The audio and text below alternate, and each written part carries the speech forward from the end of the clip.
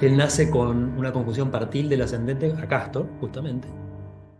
Decíamos que tiene una naturaleza de Júpiter y Mercurio en particular, ¿no? Y fíjense qué Mercurio, qué Mercurito que tiene Arnold. Y en una conjunción muy estrecha con el ascendente. Luego en su gozo. Interesante para la natividad de un físico-culturista. Si uno lee los textos de Valens, en particular, rige los mimos y los físico-culturistas. Es de manual este. Por eso la helenística es tan evidente, ¿no? Digo, me encanta. Más allá de la cuestión del comercio, ¿sí? También es un chamullero bárbaro, ¿no?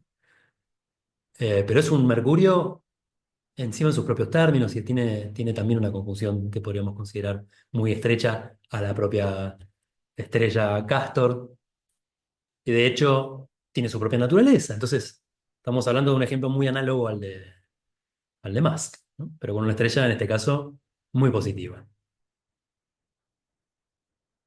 Si hay alguien destacadamente alevoso y evidente, pese a que está contrario a la secta, eh, para múltiples actividades, es este tipo. Si uno ve la cuestión biográfica, él se radicó en Estados Unidos siendo austríaco y en Estados Unidos hizo un desastre. Entonces, ¿cómo le ha hecho toda esta cuestión en territorio norteamericano? Hasta que tiene la asignatura solar del signo que él tiene en el ascendente.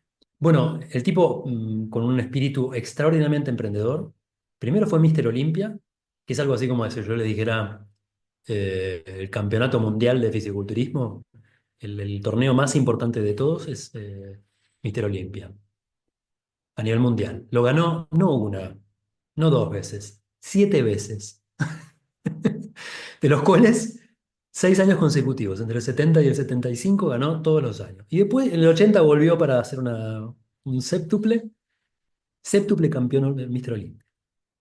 Bueno, cuando se aburrió dijo, bueno, me voy a hacer actor, hablando de multiplicidad y de cuestiones mercuriales. 100%, ¿no? Dice, voy a cambiar de carrera. Ya se dedicaba a la actuación de modo amateur, antes de incluso de ganar Mr. Olympia lo contrataban para roles medio pedorros en unas comedias bastante graciosas. Él hace de Hércules muy joven, ya todo patovica, como decimos acá. En una comedia de muy bajo presupuesto hace de Hércules. Pues bueno, tenía tan mal pronunciación que le pusieron un doble de voz, para que tenía peor acento que el que uno escucha ahora. Era demasiado, demasiado brutal. Bueno, hizo varias películas y en el año 82 le dan la primera Conan, ¿se acuerdan? Conan el Bárbaro. Conan el Bárbaro hace un desastre de taquillas, a partir de ahí no para el tipo, con el cine. En el 84 protagoniza de hecho la segunda, que es Conan el Destructor, y ese mismo año la habrán visto, me imagino, Terminator, la primera. Que acá, también entre nosotros, es una película de culto, ¿eh? Terminator tiene una profundidad filosófica que a veces no se nota porque es una pochoclera, pero una película con un texto interesantísimo. Y profética también, si uno ve lo que está pasando con la tecnología, con los robots, con el tema de la dinámica de la guerra, la inteligencia artificial, el viaje en el tiempo como potencial. Eh, es buenísima la película. Y dentro del género, bueno, hay algunas que valen la pena, ¿no? Hizo después 27 Terminator más. La última es de 2019, creo, Terminator 11, no sé. Los robots ya tienen artritis, es un poco vergonzoso. Bueno, en fin, en medio como si eso fuera poco, se aburrió de nuevo y se llegó a postular como candidato al gobernador de California. Sorprendentemente gana las elecciones, fue gobernador no una, sino 2 veces de California.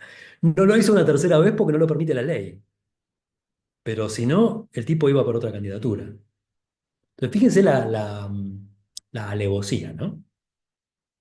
En la multiplicidad de éxitos cosechados por esta bendita posición de Pollux, a mi criterio, tiene muchísimo que ver con todo esto que estamos viendo. Bueno, y esto es una actividad que si uno la ve a simple vista, fíjense, esto es lo interesante también, tiene posiciones muy bravas, ¿cierto?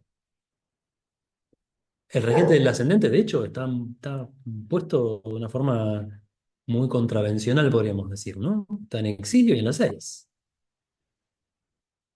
Pero fíjense que acá opera también la séptima posición. Es decir, acá está un poco el juego hermenéutico de, bueno, ¿es una casa 6 6 o es una 7, ¿no? Pues fíjense cómo opera acá la séptima notablemente. Hablamos de alguien que se radicó en el extranjero, ¿cierto? Un exiliado. Por supuesto, esto coincide también con sus raíces. Él, eran muchísimos hermanos. Él cuenta que no tenía ni agua corriente cuando nació. Piensen esto, nace en el 47, posguerra austríaca. Esa otra nace 2 años después de terminar la segunda. Todo demolido, ¿no? Y hubo un proceso de recuperación que yo creo que signa también, bueno, a veces no comían, o sea, la ambición que él desarrolla también por salir de la pobreza, un contraste también muy espectacular de una infancia bravísima, ¿no? Él se cría en un contexto y en un entorno muy adverso, indicado por la luna. Entonces, crece con ese contexto y ahí desarrolla también su propia resiliencia, diríamos, ¿no? Una saludable resiliencia. Pero una ambición que también podríamos considerar desmedida, ¿no? Fíjense que estamos hablando de alguien, Saturno en Leo, en conjunción con el Sol en Leo, así que en este caso está muy dignificado, ¿no? Solazo. Pero Sol-Saturno, algo que enfatiza nuevamente la cuestión codiciosa, podríamos decir. Tipo que no se sacía con ningún logro, en definitiva. Otro ambicioso y codicioso, pero con un solazo, ¿no? Que le permitió ser el rey Conan con la espada, gobernador de California, y cosas por el estilo. Vamos a estudiar este caso con detenimiento cuando vayamos al tercer módulo de diagnosis, pero lo quiero marcar como interesante, ¿no? Especialmente porque tiene posiciones muy bravas y en este caso Castor da vuelta un poco la torta.